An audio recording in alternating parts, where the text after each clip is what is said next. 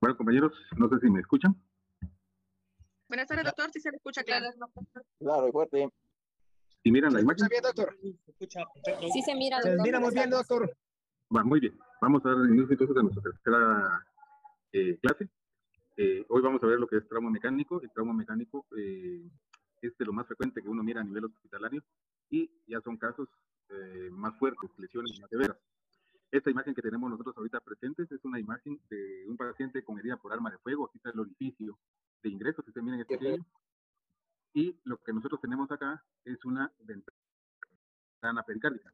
El paciente entra en estado de shock, o sea, inconsciente, signos vitales disminuidos o en cero y el corazón paralizado. Entonces se hace esta incisión con el objetivo de introducir las manos, encontrar el corazón y estimularlo para que empiece a latir. Si late, el paciente llevado a las operaciones y se le realiza el tratamiento que se necesita para corregir las lesiones que puedan tener. Esto es básicamente lo que vamos a ver el día de hoy, que son traumas mecánicos. Entrando de lleno a lo que son las contusiones, es con S, no como alguien escribió en el chat con C.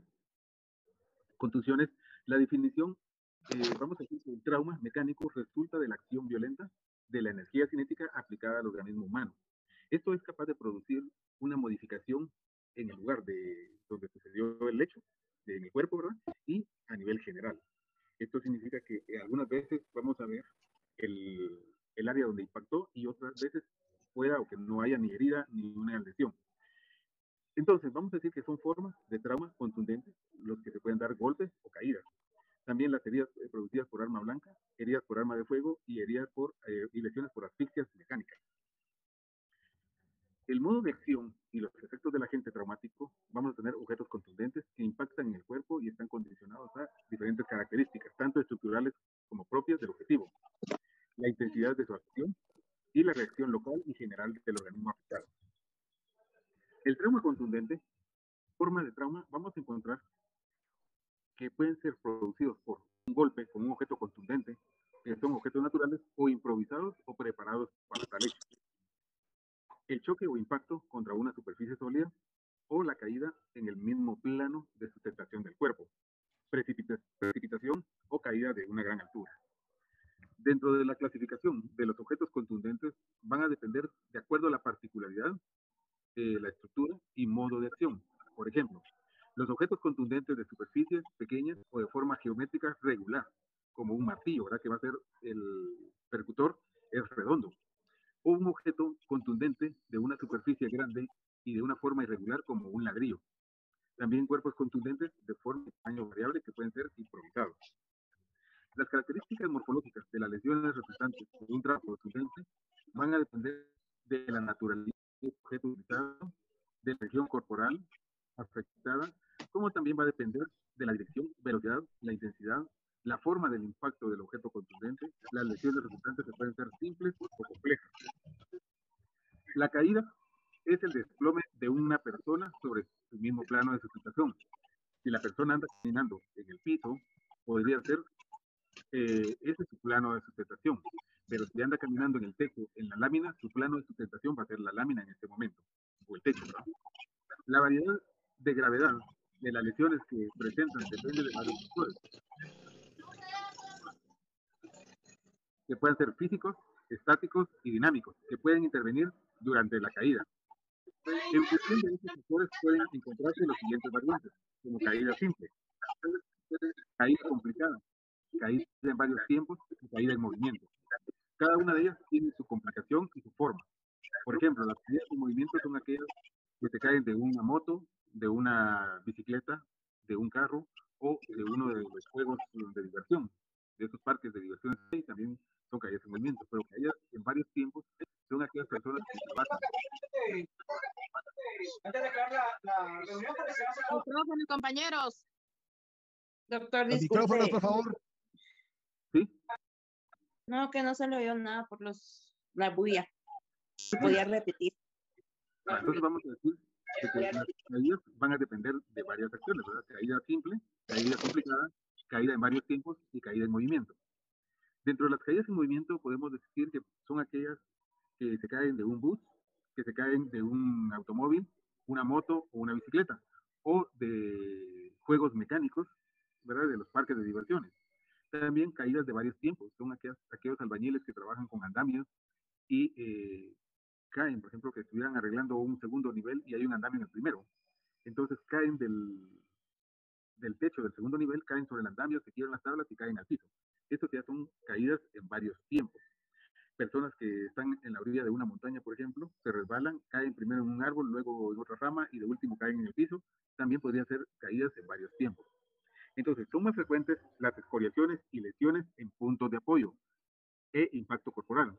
Especialmente van a ser las extremidades, y dentro de las extremidades, las que más sufren son las rodillas.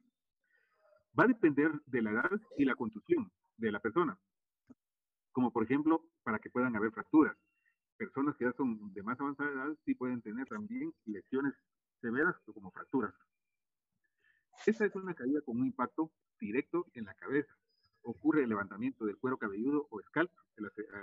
Ayer me preguntaron qué era esta palabra, y scalp, aquí lo estamos ya empezando a ver y lo vamos a ver más adelante, con un hundimiento de la calota, que la calota es, por decirlo así, toda la parte de la bóveda del cráneo, o sea, la parte superficial, y fracturas en el cráneo.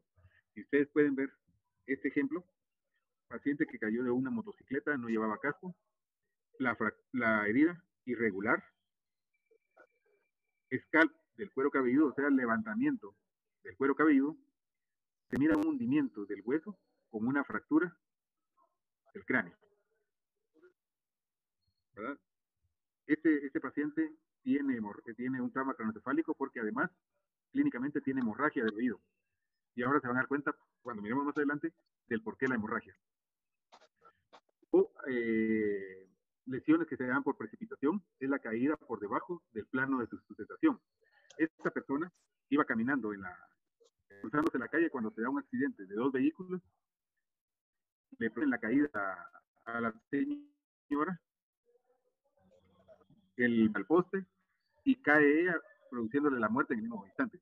En los casos fatales, la causa de muerte es el traumatismo mecánico múltiple, o conocido como politraumatismo. O sea, cuando ustedes ya oyen la palabra politraumatismo, son traumas mecánicos múltiples, debido al impacto violento contra la superficie sólida. Existe una alta correlación entre la presencia y la severidad de las fracturas, que van a tener un patrón de distribución característico y alturas de la caída. El análisis de este patrón permite al médico forense determinar si la persona cayó de pie, sentada, de cabeza o de costado. Variantes anatómicas del trauma contundente. El trauma craneoencefálico se encuentra frecuentemente múltiples y variadas lesiones por comisión de actos violentos. Incluyen el cuero cabelludo, cráneo, encéfalo, con las meninges y estructuras vasculares. Ahora, vamos a ver nosotros las contusiones en el cráneo. Cuando decimos contusiones en el cráneo, no nos referimos únicamente a esta área que forma parte del hueso, ni tampoco a esta que forma del cuero cabelludo, sino ya aquellas también que incluyen las meninges, que son las membranas que envuelven al cerebro, que son 3, la mia madre, la dura madre y el aracnoide. Y van a entender el cerebro con el hipotálamo y el cerebelo. Todas estas van a estar involucradas en las contusiones cerebrales. Ahora bien, las heridas en el cuero cabelludo, vamos a ver que es una estructura anatómica ricamente vascularizada. Cuando decimos ricamente vascularizada es que tiene abundantes vasos sanguíneos entre los que son arterias y venas que cubren el cráneo. Estas están formadas con piel, con cabello, una fina membrana fibrosa llamada galea, que sirve como pegamento para el hueso y el cuero cabelludo, que cubre el periósteo y el cráneo. La densa red vascularizada del cuero cabelludo explica muchas veces del por qué se produce una herida con abundante hemorragia. Por muy pequeña que sea la herida a nivel del cráneo, va a empezar a producir mucha sangre. Si no estamos familiarizados con este tipo de lesiones, con mucha facilidad nos asustamos por la cantidad de sangre que sale de estas. En el cuero cabelludo se pueden encontrar diversas lesiones elementales y heridas causadas por arma blanca o proyectil de arma de fuego. Siendo el tipo contundente, son consecuencia del impacto con un objeto sólido o contra una superficie dura. Son irregulares, van a tener un patrón definido, halos escoriativos y equimóticos y puentes térmicos. Las fracturas del cráneo, pese a que el cráneo es un elemento anatómico duro, puede resistir traumas menores sin quebrarse. En niños, la resistencia ósea está aumentada al ser golpeado en el cráneo. Se deforma hasta cierto límite que al ser sobrepasado se produce una fractura. Los mecanismos son por flexión y estallido. Cuando decimos flexión es porque el hueso básicamente no es rígido, sino que tiene cierta elasticidad. Y cuando produce esa elasticidad hace que el hueso se pueda quebrar en algún momento dado, pero cuando llega a su máximo nivel de flexibilidad. Y estallidos son aquellas que se estallan ante un trauma, ahí son de una forma irregular. La clasificación hace por su localización, fracturas de la calota y fracturas de la base del cráneo. Por sus características de las fracturas van a ser lineales en un 80% y fracturas con hundimientos simples o cerradas y compuestas o abiertas, el otro 20%. Aquí tenemos el ejemplo de un cráneo completo y la calota. Y la calota es un corte que hacemos por arriba del arco superciliar y nos dirigimos de forma recta hacia posterior para levantar esta bóveda. Esta bóveda vamos a encontrar nosotros por el lado dentro diferentes impresiones que son donde el cerebro hace presión a nivel del hueso. Esto que miramos aquí arriba comprende a esto, que son las suturas óseas, que es donde se une un hueso con otro. Estas suturas tienen esta forma, no es una forma lineal, sino que va a una forma dentada que sirve para que el hueso se pegue uno con otro y se haga más rígido, y así protege al cerebro. La base del cráneo va a estar a continuidad de este corte, en el cual vamos a encontrar nosotros una fosa anterior, fosa media y una fosa posterior. Ambas van a tener digitaciones. En las digitaciones es donde vamos a encontrar nosotros la parte que reposa el cerebro o donde se asienta, con su agujero por donde sale la médula, y aquí también sale el líquido cefalorraquídeo que vamos a ver más adelante un ejemplo. Dentro de estas características vamos a encontrar nosotros estos agujeros. Estos agujeros es por donde sale el nervio auditivo que va hacia el oído. Y es aquí cuando hay fracturas o aumento de esta lesión que se rompe y pasa la sangre para salir al oído. Por eso nosotros decimos que cuando hay un trauma craneoencefálico, uno de los signos principales es la hemorragia que se da en el oído. Y encontramos estos otros orificios, que estos orificios van para los nervios oculares y para los nervios nasales. Estos orificios que pertenecen al hueso etmoide, por aquí pasan los nervios que nos van a llevar a la nariz para que nosotros sintamos los olores. Ahora, las lesiones del encéfalo, vamos a encontrar nosotros una parte que se llama congestión cerebral. La congestión cerebral es la acumulación de sangre que se va a dar a nivel de las arterias o de las venas, y esto nos va a producir una inflamación a nivel del cerebro. Aquí pueden ver ustedes la membrana que cubre el cerebro, que es transparente, un tanto gruesa, pero transparente, y esta inflamación nos va a ocasionar mucho problema a nivel cerebral. Así es como se mira una lesión cuando dicen que tienen un derrame cerebral. Ahora, el edema cerebral puede ser de dos tipos, vasogénico y citogénico, o citotóxico. Dentro de esto, aquí vemos nosotros el cerebro, de aquí hacia adelante, o sea, esto es la parte frontal y la parte del cerebelo. Estos se encuentran inflamados, si ustedes se dan cuenta. El cerebro en estas partes se encuentra rugoso y se encuentra con tentadura, mientras que aquí se encuentran lisos sus surcos. Miren la diferencia entre esta parte con esta parte. Esto es un edema cerebral. Si nosotros lo miramos ya en un estudio, una tomografía axial computarizada, miramos que aquí se encuentra el edema, esta coloración gris oscuro, el edema, y esta es la parte que se encuentra lesionada, inflamada. Por aquí tiene que salir, este es el agujero que les decía que por esta parte sale el líquido cefalorraquídeo que se va por toda la médula, pero aquí ese agujero ya desapareció porque lo está comprimiendo.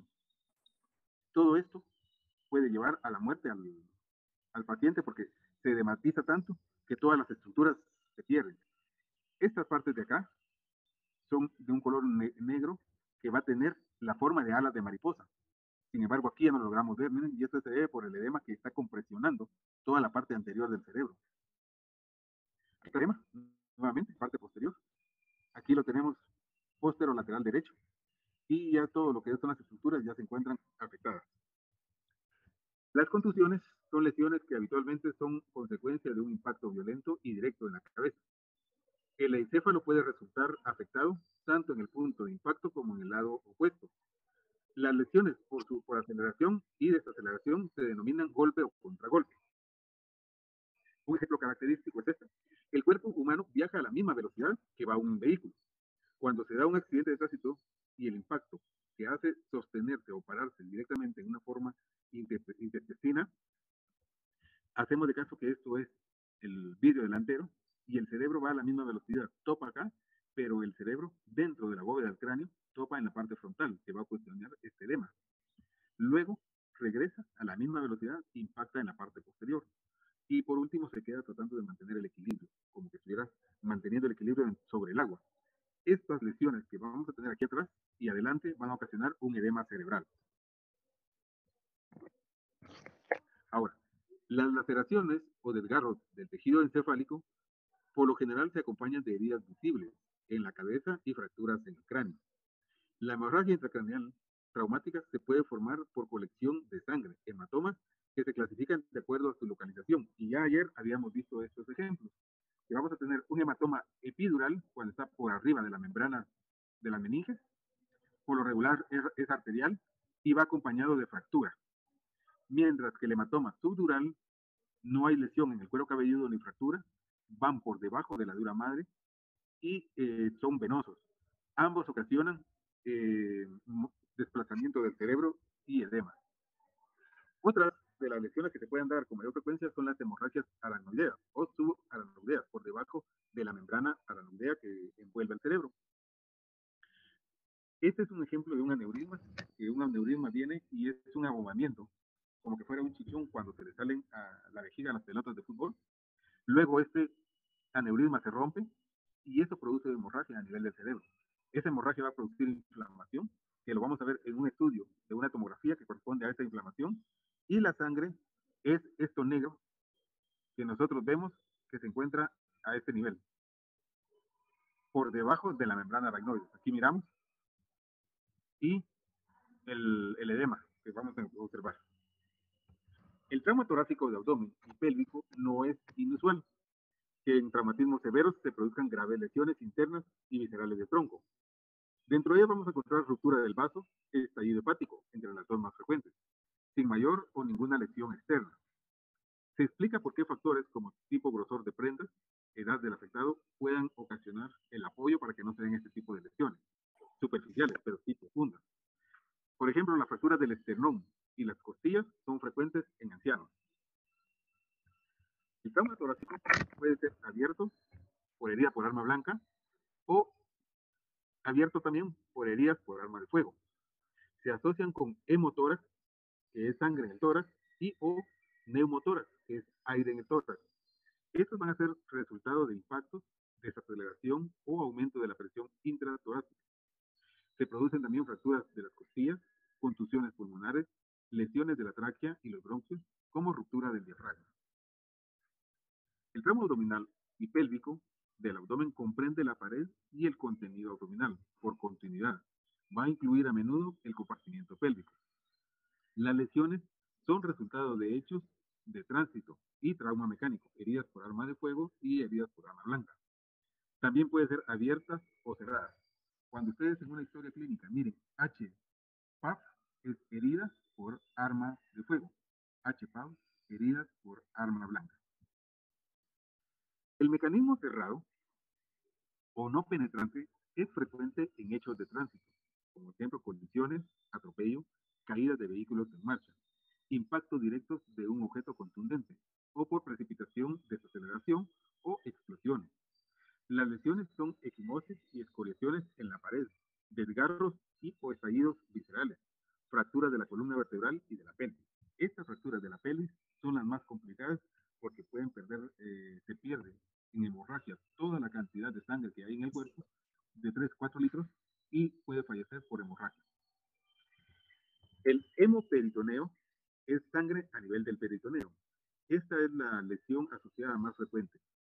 Si las personas reciben atención hospitalaria, el traumatismo quirúrgico incluye la apertura de la cavidad abdominal por una laparotomía exploradora, así se llama el procedimiento, que consiste en abrir el abdomen, ir a revisar todas las estructuras que se encuentran en él y ya si se encuentra en buenas condiciones se cierra, si no se repara lo que se encuentre lesionado. Por ejemplo, una herida por arma de fuego, se saca todo el intestino, se revisa milímetro a milímetro el intestino, luego se revisa hígado, páncreas y el vaso. El estómago también se revisa para ver si no está lesionado. Si no está lesionado, se va a decir que es una laparotomía exploradora negativa. Pero si hubiera una lesión a nivel del intestino, se dice que hay una lesión intestinal en tal con laparotomía exploradora positiva. Muchas veces, para saber si el paciente va a sala de operaciones para una laparotomía exploradora, por clínica, se hace una evaluación del paciente y si clínicamente lo amerita, se lleva a sala de operaciones. O se hace por radiografía para ver si no hay aire o sangre a nivel de la cavidad abdominal y ahí se diferencia y se determina si va. Si estas dos anteriores son negativas, se hace una incisión y se coloca una sonda. A esa sonda se le introduce solución salina y si sale roja, se lleva a sala de operaciones porque hay sangre. Si sale turbia roja, también se lleva a sala de operaciones. Pero si sale amarilla transparente, se lleva la muestra de líquido al laboratorio y ahí con microscopio se evalúa si lleva glóbulos rojos o no. Si no lleva glóbulos rojos, se observa por 24 o 48 horas. ¿Alguna pregunta o alguna duda?